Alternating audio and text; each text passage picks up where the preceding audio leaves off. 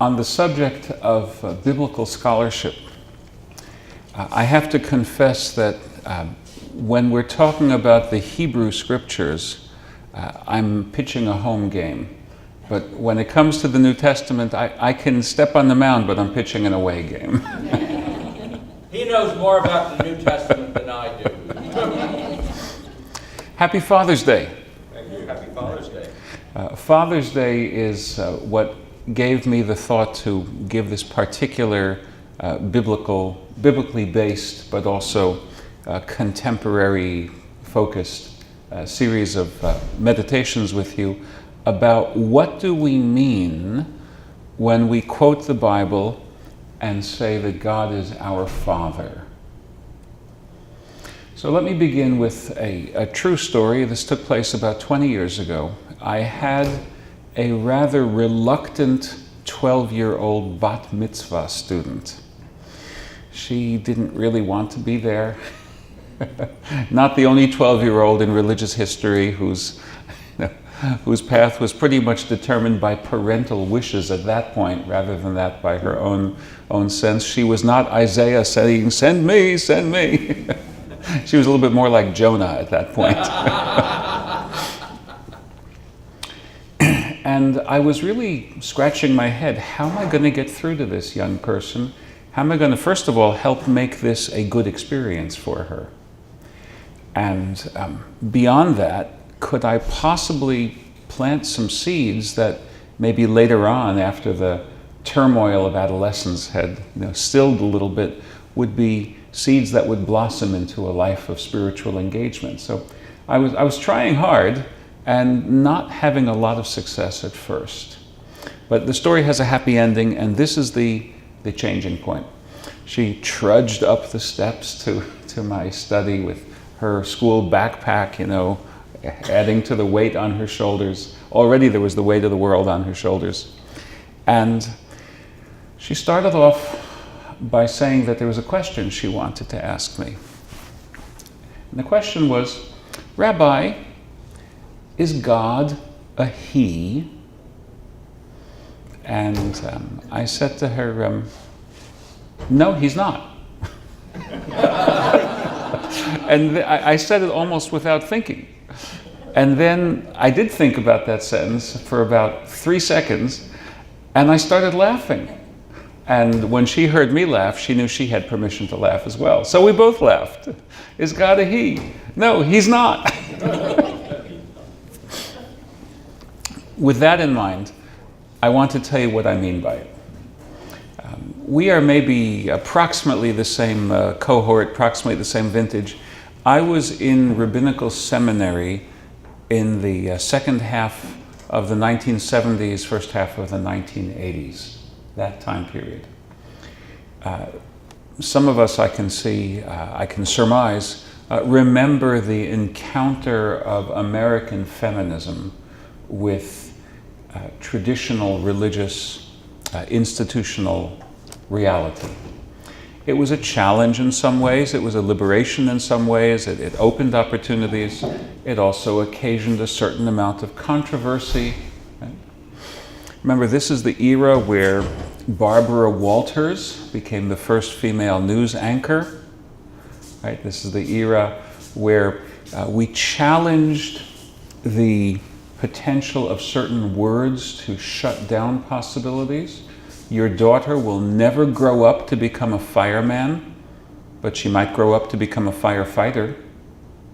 Right? Your daughter will never grow up to become a policeman, but she might become a police officer, and so on and so forth. So we were very much thinking about the power of words either to constrain and even to constrict, or perhaps to liberate.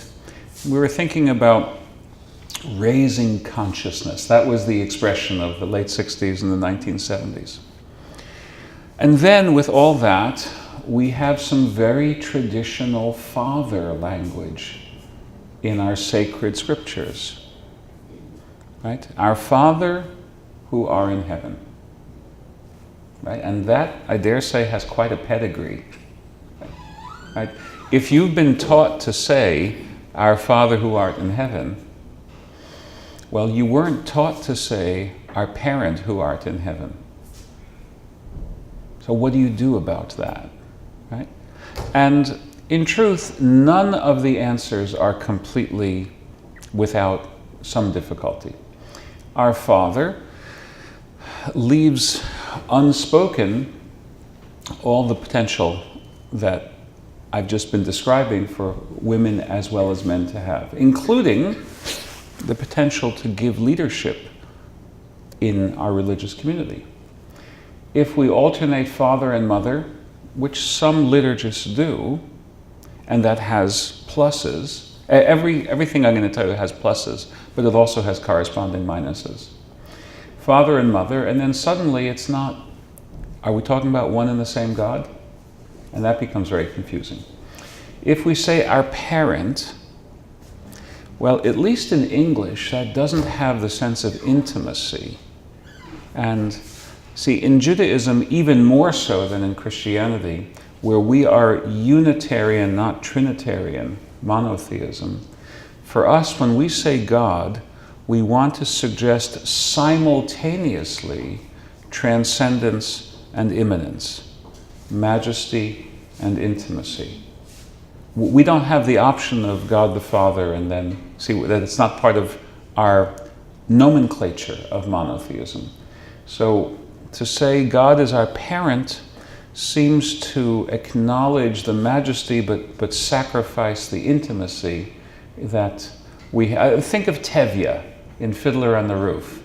You know, when he's talking to his Father in heaven, it's a very intimate conversation, right? So that's the problem with parent. We could avoid the third person completely and say, you, or thou if you want, right? You. But then we lose connection with so much of the richness from our tradition.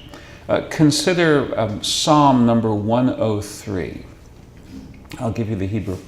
Kirachem av al banim, ken richam Adonai al yireav. As a father has tender mercy for his children, so does the Lord have compassion for those who reverence God. So clearly that's not the punitive father, right, as opposed to the unconditionally loving mother. The Bible is not Freudian. So if we avoided all nouns, we would lose that. So none of the solutions is perfect. But let's do what we can do.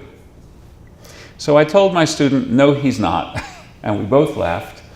And at that point, this 12-year-old recognized that all human language is limited by our own finite nature. And therefore, it shouldn't ultimately surprise us that when we try to use the cultural creation of our finite brains to describe the infinite, to describe God, we're going to come up short. And once we can ponder that for a while, the benefit is that we become more relaxed. Words are important. Words are very important. I would like to educate Washington, D.C. all over again as to how important words are.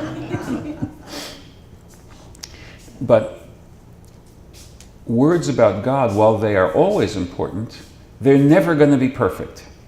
So we can allow ourselves, as the youngins say today, we can cut ourselves a little slack, right, with these words. So with all that in mind, I want to ponder with you, or even wonder with you, about what the Bible is doing when it uses father language for God. I teach an introduction to world religions class at Virginia Wesleyan College.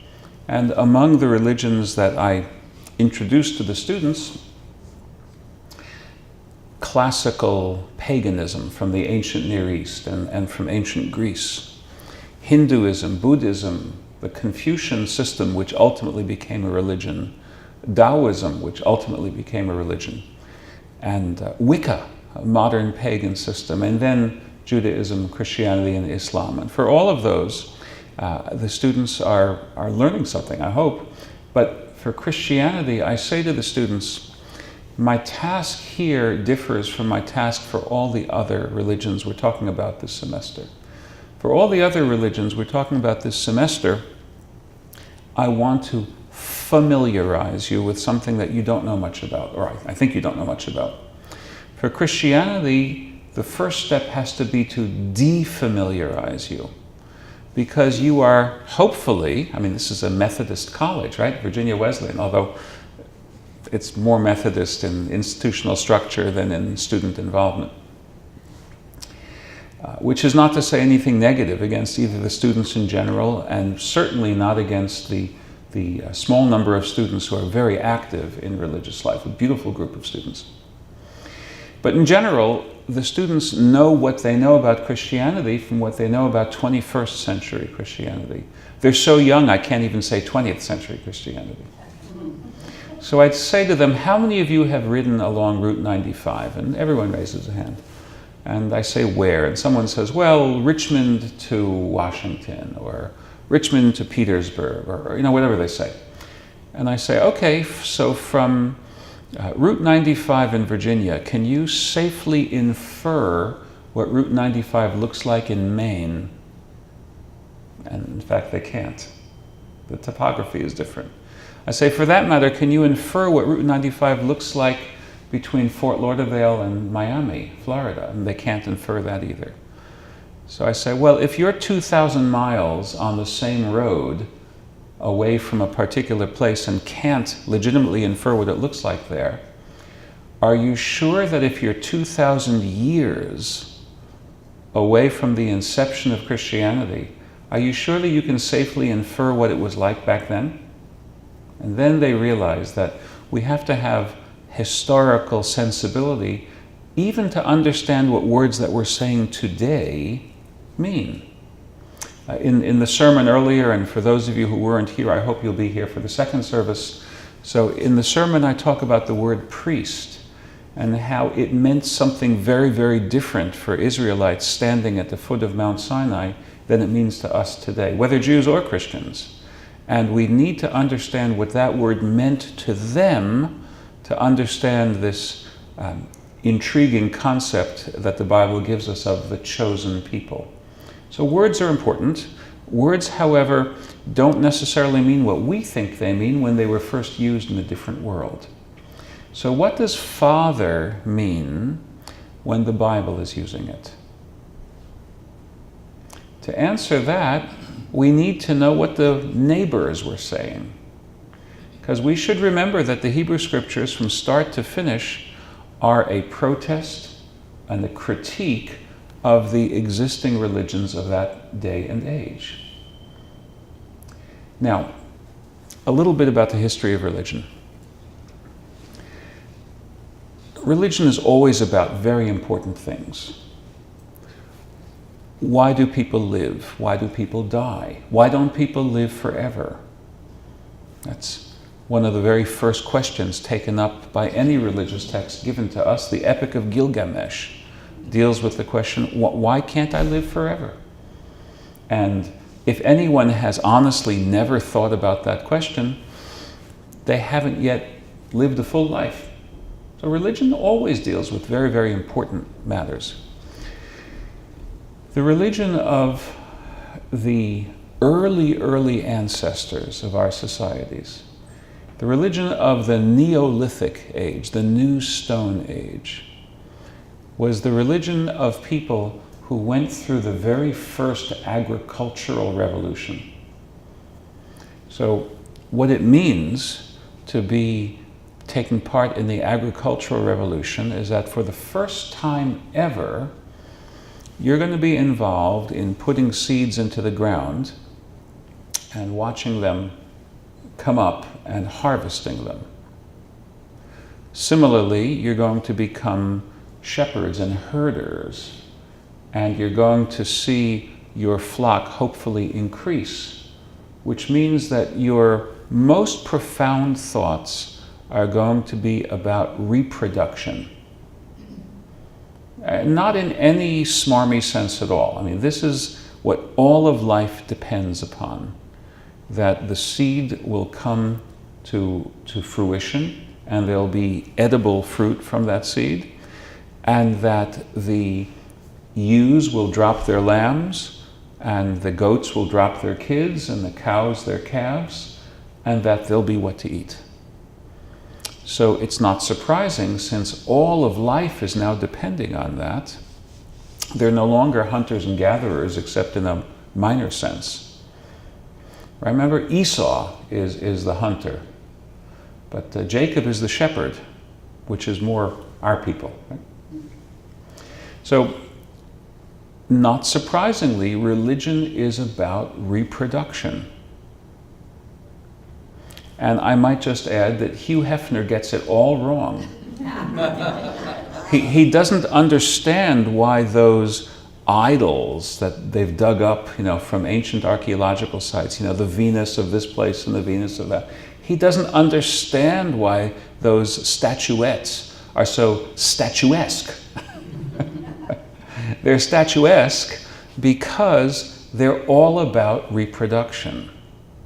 They're all about a woman safely being delivered. So let's hear it for broad hips, because that means she's not going to die in childbirth, or maybe she won't die in childbirth. Right? This is very, very serious business. It's not prurient. So that's what religion was about. So now, are you surprised that the principal deity, and this is every culture, this is Anglo-Saxon culture and wherever the Celtic peoples were, and the Slavic peoples and the Mediterranean peoples, the Persian Gulf, wherever we look, we find cults of the mother goddess.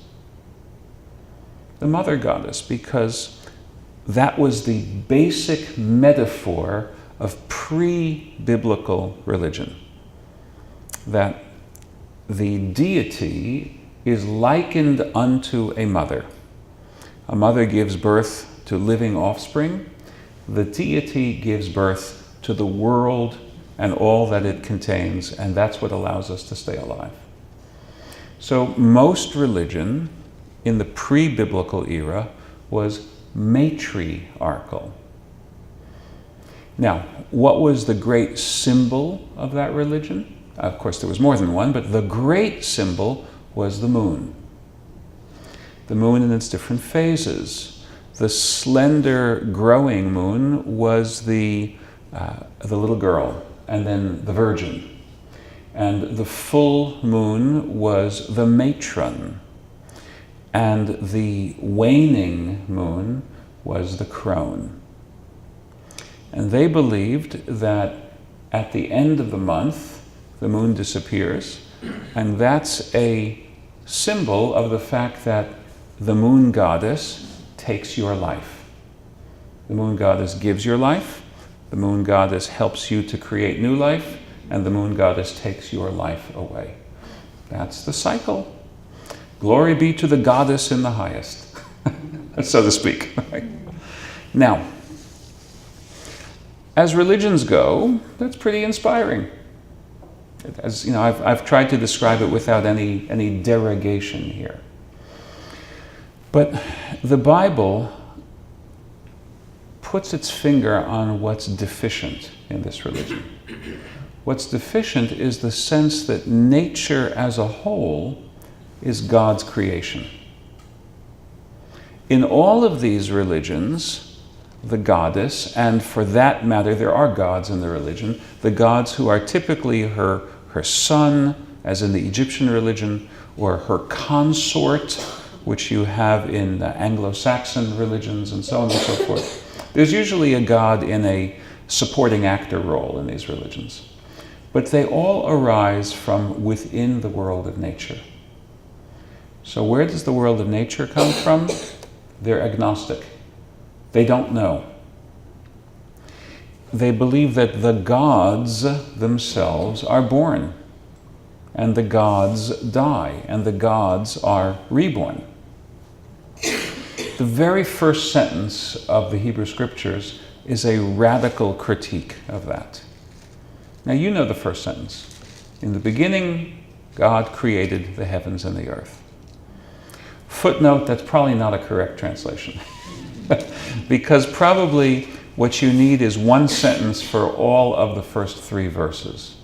When God began to create the heavens and the earth then being unformed and void, and darkness being on the face of the deep, etc., then God said, "Let there be light," and there was light. Now that's probably a more accurate translation of the biblical Hebrew, but the point I'm making isn't altered thereby.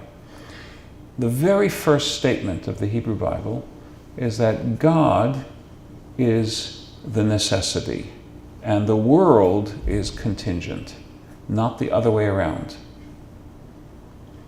Every other system of thought until the Bible accepted that the world just is.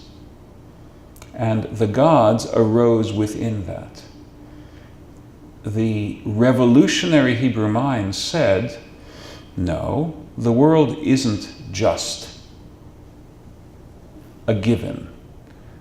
The world exists, and we exist because God made it, and God made us. We're part of the world. God can enter into the world, but God doesn't depend upon the world. There's an interesting rabbinic way of expressing this. You may know that there's different names for God in the Hebrew Bible.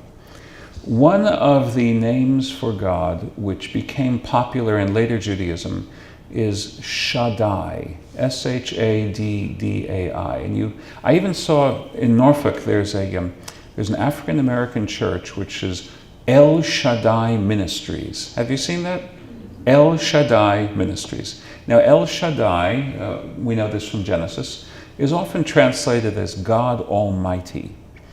But the rabbis have a very interesting expression of the word Shaddai. Dai in Hebrew means sufficient. Shaddai, they reread as Shedai. God is the one who is sufficient. God is the one who is not dependent on anything else for God's own existence. So El Shaddai would mean God the self-sufficient, God the uniquely self-caused, not caused by any other. So that's the original Hebrew sharp rejection of the world of ancient religion. Now, you and I have probably all managed to learn something either from middle school health classes, or I dare say from other places, not middle school health classes. Maybe it was summer camp, right? But we know something about the birds and the bees. Maybe we learned it from the Ella Fitzgerald song, I don't know. But we have a pretty clear sense of what the male is good for. You know, even people who don't have a lot of use for males say they're good for at least one thing. So we can all accept that. I mean, now think of the queen bee, and then you've got these male drones who don't do a stitch of work, right? But they're good for exactly one thing, and the hive goes on. Right? But in ancient times, it wasn't at all clear what role the male plays in the precise process of forming the next generation. And there were wild theories and very contradictory theories about what is the role of the male. They knew that the male was somehow necessary, but what was so clear was the connection of the female with the offspring. And it could not be otherwise, right? So I'd like you to think of God the Father in biblical terms. Remember, not the way we have thousands and thousands of years of cultural accretion of what we mean by Father, but go all the way back to the Bible. What the Bible is saying is God is not the mother. Now that's not because the Bible doesn't like mothers.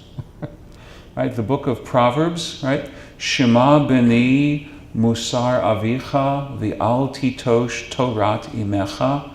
O my son, hearken unto the instruction of your father, and do not spurn the education of your mother, right? The father and mother are both critically important. Exodus 20 may say, kabed et avicha v'et imecha, honor thy father and thy mother, putting the word father first. But Leviticus 19 says, ish et imo v'et aviv tira, let every man of you reverence his mother and his father, putting the mother first. So when the Bible says God the Father, it's not trying to say human fathers are important and human mothers are secondary. It's trying to tell us that God did not birth the world. God created the world. And how does Genesis express that? By the most non-physical verb you can imagine for creating something. God spoke. Let there be light. Now, you and I know that words have creative power. Our words can create moods. Our words can create peace. Our words can create strife. My friend Wynne has the ability to speak words that will turn you into a married couple. That's pretty neat, right? I now pronounce you, right? That's words can do a lot, right? But poems are made by fools like me. Only God can make a tree, right? We make things in general by starting off with precursor materials. We take the clay and we make the pot. God speaks the clay into existence. So the Bible is deliberately choosing a verb which is as far from giving birth as you could imagine. That's why the Genesis story is the way it is, that God spoke and the world came into being. First of all, to tell us the creative power of speech, but also to make sure that the generations being nurtured by the Bible are not thinking in terms of what all the other religions of their day are describing. A process of creation which is metaphorically understood based on the physical, mother-prominent reproduction that they saw all around them. So when we say God the Father, remember that we're talking about God the Transcendent. God the Transcendent. Once you say that, then you have a secondary problem. You know, it's like solving the Rubik's Cube. Anyone here successfully solve the Rubik's Cube? I mean, some people can do it. I've got some 12-year-old kids who do it, just like that. It's like they're doing fidget spinners. For me, I've never quite achieved that. So what I do is I solve one side of it, or 3 or 4 sides of it, and I put it on my bookshelf so you can't see the side, which is which isn't good, right? By the way, a lot of theology is that way too. You make the statements that solve what you think that you have to live with, and what you can't live with, you hide up against the back of the library. So once the Bible has made the main move of saying God is not dependent on this world, and therefore departed from the language of goddess, mother goddess, following the notion of God is just natural. Once we say God is really supernatural, then we have the second problem, which arises from that first insight. And that second problem is, well, how do you suggest that God is also intimate and immanent? And here, Judaism and Christianity have different solutions. The Jewish solution is to explore the tenderness potential of the Father, as I described before. God, Psalm 103, as tender as a father with a child. And sometimes, paradoxically, the prophets will talk about God as being even more tender than a mother. Deutero-Isaiah. Israel complains, Zion complains, the Lord has abandoned me, God has forgotten me. Can a woman forget her little baby? No. But even if she could, God would not forget you. So you have those polemical statements in the Hebrew Bible, but the basic notion, remember, Judaism is Unitarian monotheism, and Christianity is Trinitarian monotheism. So in Judaism, the one God is simultaneously transcendent and immanent. In Christianity, the theological innovation of the Trinity allows for God the Father with a sense of transcendence and Jesus Christ with the immanence right there. You can't put your arms around God the Father, but you can put your arms around Jesus Christ.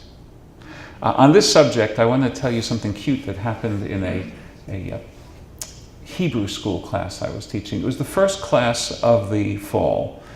Kids were back from a summer of efficiently forgetting all the Bible that they'd learned. Does that ever happen here?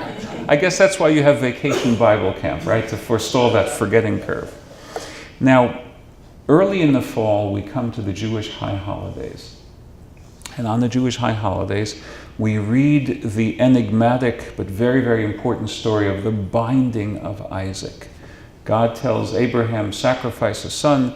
Abraham takes Isaac up onto Mount Moriah, and then the angel of the Lord appears and tells Abraham, don't sacrifice him. In fact, the point of this is to teach humanity not to sacrifice your child. But my kids didn't remember that. So, who did remember it? Our youngest this was 1987. So our youngest was only 4 weeks old at the beginning of school. And we had a new babysitter. This was up in New Jersey. Her name was Claire, lovely young lady, Claire Paparazzo from the Bergen Catholic High School. And Claire was the babysitter. Claire was watching our newborn in the back of the sanctuary while we were teaching in the front of the sanctuary, my wife and myself. And none of our kids remembered the story of the binding of Isaac, and Claire raised her hand. So I said, well, Claire, why don't you tell all the other children the story of the binding of Isaac? So she began her narrative. Now Jesus said to Abraham, give me your son. I'm glad you're laughing, because you understand the way I... Okay. By the way, there are some websites that you could click on where that would be totally unremarkable. People wouldn't have a sense of what's funny about that. So she told the whole story perfectly once she got past that first phrase. So I said, Claire, that was a wonderful rendition, only one tiny correction. God said to Abraham. And she looked at me blankly because didn't she just say that? So I was thinking, okay, pedagogically, how do I convey to her what I'm trying to say in a way that she can hear? So I said something which is not what I would say to a Jewish student. I said to her, God the Father told Abraham, bring your son. I said, oh, I understand that. So you see, in Christianity, because of the Trinitarian options, God the Father exists in a different way than God in Jewish monotheism. But nonetheless, you have this notion of Father from Trinitarianism. So, our Father who art in heaven becomes this very, very resonant sentence. It does exist in the Hebrew tradition as well, our Father who art in heaven. In fact, the modern day prayer for the state of Israel begins with the expression, Avinu shebashamayim Tzur Yisrael v'go'alo, our Father who art in heaven, rock and redeemer of Israel. That's how our modern day prayer starts. So we still use this notion, our Father in heaven, in modern times. Now, a closing thought. Where does this leave us as embodied humans? We need to understand that our fathers and our mothers also embody some aspect of what God should mean. I mean, consider this. The 10 Commandments start off with our duties to God, right? Acknowledge the one God. Have no other idols. Don't make any statues of, etc., etc. Don't take the Lord's name in vain. Rest on the Sabbath, God's day. The last part of the 10 Commandments deals with obligations towards our fellow humans. Don't murder. Don't commit adultery. Don't steal. Don't lie, right? Don't covet. So, since I'm sharing Hebrew school memories, I had a class once. They were 3rd and 4th graders, and we were doing the 10 Commandments. And one of the children said to me, "What's adultery?" So, okay, that's something that anyone who teaches Sunday school has to figure out how to answer to different children at different ages. But before I could frame my answer, another child, his name was Paul, raised his hand and said, I know. So I'm thinking, why does he know so well? So I said, okay, Paul, let's hear it. He says, that means don't behave like an adult. I said, well, not exactly. So the first tablet is duties to God. The second tablet is duties to our fellow humans. What's the hinge between the two tablets? Honor thy father and thy mother. Now, why does the commandment to honor father and mother stand right on the cusp between the duties to God and the duties to our fellow humans? Well, as the rabbis express the answer, because every single one of us has 3 parents. 3 parents, and one of them is not the milkman. Our father, our mother, and God. See, if we are made in God's image, if everyone is made in God's image, then our father and our mother are God's very junior partners in making us. And we strive to be God's junior partners in making the world better. Isn't that what God wants? So I think that on Father's Day we can affirm the fatherhood of God. We should not be fundamentalist in using that expression or any other understanding of the Bible, because that privileges our 21st century understanding of this one stretch of Route 95, right? As opposed to what the words may have meant when first proclaimed by priest and prophet. But we should take the words of our tradition, if not literally, always seriously. Thank you, and happy Father's Day.